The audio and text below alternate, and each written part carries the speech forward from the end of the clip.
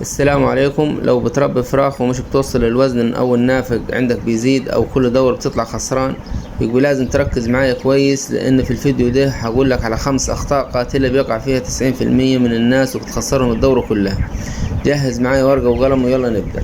الخطأ الاول، اول حاجة بتدخل الكتاكيت على فرشة قديمة وبدون تطهير. الفرشة ممكن تكون شايلة عدوى او بكتيريا، لازم تطهر بمطهر قوي زي فيركون او سكيلين او صودا كاوية.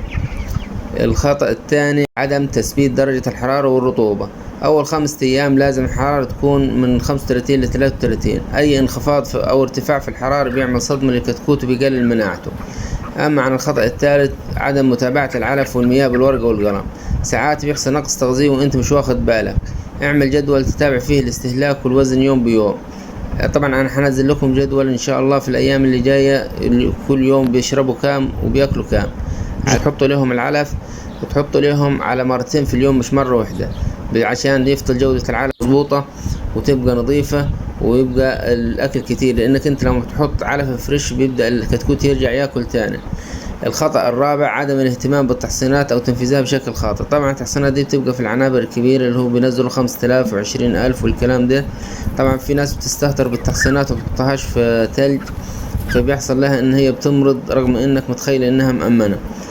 تحفظ التحصين في التلج وتاخده في الميعاد الصح وتحطه صح في الوقت الصح، علشان خاطر ان انت تتفادى المرض، بدل ما ان انت تعالج تقوم تمرض الكتكوت. لا، يبقى انت تحطه صح في الوقت الصح علشان خاطر تبقى علاج.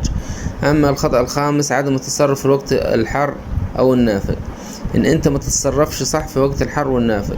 لما يبقى في وقت حر ونافق لازم ان انت ترفع العلف من فترة الحر اللي هي من 12 للعصر لحد حوالي الساعة 5، لأن ده بيبقى بيعمل احتباس حراري وبيقلل الأكل وبيعمل مشاكل هضمية كبيرة جدا.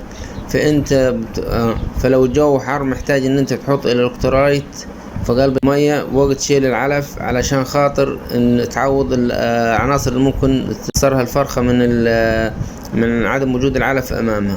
بس وجود العلف امامها هيخليها تمرض، وممكن تؤدي لاحتباس حراري وموت مفاجئ، وممكن تؤدي لعدم، وممكن تؤدي لإسهالات، وممكن تؤدي لحاجات كبيرة احنا في غنى عنها.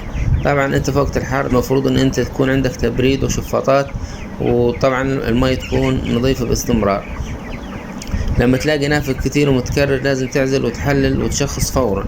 ولو واجهتك اي مشكلة من النافق متكرر او حاجة زي كده، ممكن تبعتلي في التعليقات وتقول الحاجات اللي بتحصل عندك، وانا ان شاء الله ادي لك العلاج فوري وبرد على جميع التعليقات. لو تفاديت الاخطاء دي باذن الله هتفرق معاك جامد في الدورة دي. ولو عندك سؤال اكتبه في التعليقات وانا هرد عليك بنفسي. ما تنساش تعمل لايك وتشترك في القناة علشان نكمل مع بعض ونوصل للربح الصح من الدواجن.